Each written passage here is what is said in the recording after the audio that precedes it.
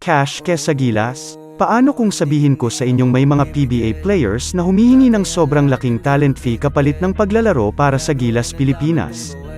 Bago yan, like and follow na para swertihin ka buong October.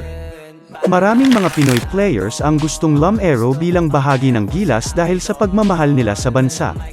Sa katunayan nga, ang team lineup na nagwagi ng gold sa Asian Games ay hindi humihingi ng talent fee para maglaro. Pero may binunyag ang PBA chairman na si Ricky Vargas tungkol sa dalawang player na sana ay makakasama dapat sa Gilas.